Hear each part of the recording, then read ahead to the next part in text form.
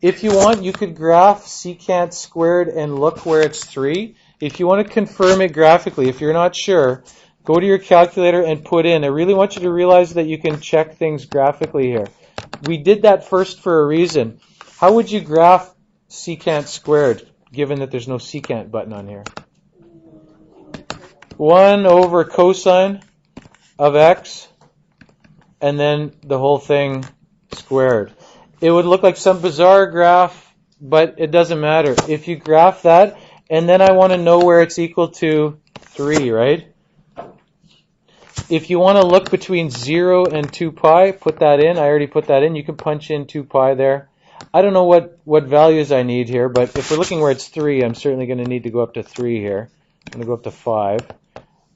And it's going to look like some weird graph here, like that. Okay?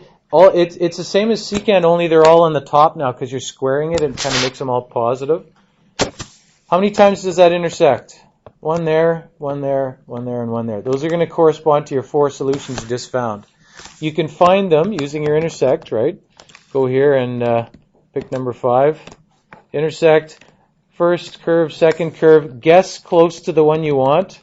If you happen to want this one, guess close to that one and it'll find that one. That's one of the numbers we just found. It's exactly the same number. I really want you to realize you can check things graphically. You need to be able to find things 2 ways. It's really a good thing to be able to check your answer and know that you did it by getting it 2 completely different ways. Okay? I'm going to even write that down here. Confirm graphically if you want. Okay? Just look at the graph and go from there. Are we okay with this concept? How would you write the general solution for that?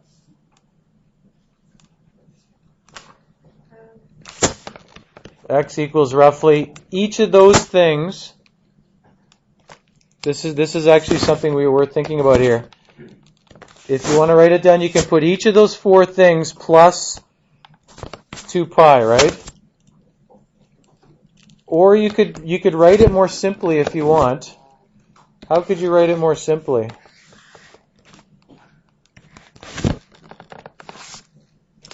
Think about the graph down here.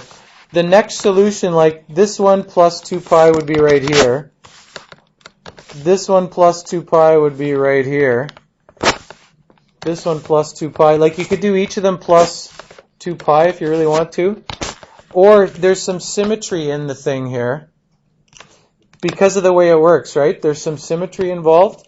If you think about going around the unit circle, if you have an angle in every quadrant, to get the next one, I could say this one plus 2 pi, or this one plus 2 pi, and so on. But there's a simpler way to write this. It's not going to be wrong if you say each one of those 4 plus 2 pi n, but it's going to be a simpler expression if you realize, how do these two relate to each other? How far apart are they? They're pi apart, right? And how far apart are these two in this situation? They're pi apart. So you could write this as, you could just use a couple of them if you want. You could say the third one is the same as the first one plus pi. And this one plus pi gives you this one.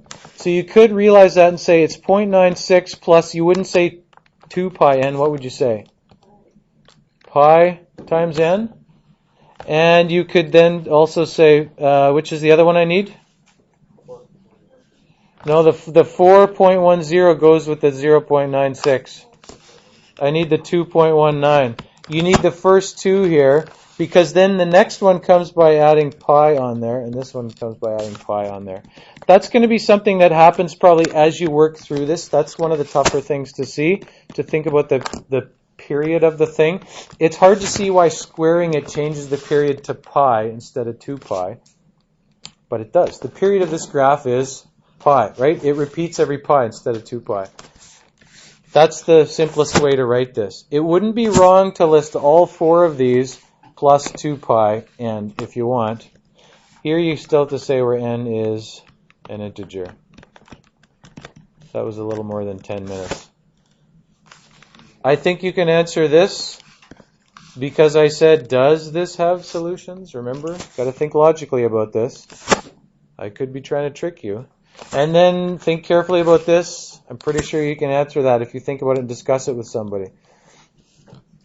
This is the check your understanding. It could be called develop your understanding, reinforce your understanding. I don't know. Solve these. You have the answers in that answer key. I would kind of list your steps nicely so you can look back at it. There's some thinking questions here.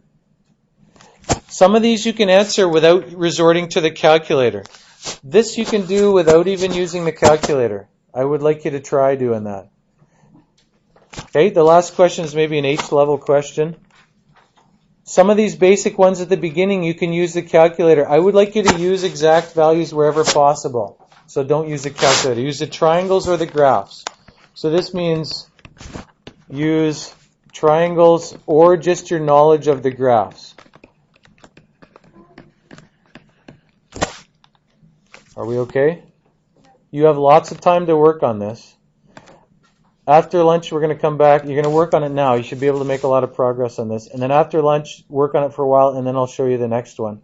The next one is just using what you know about solving quadratic functions. It's exactly the same. If you get to that point, you can start it now if you want.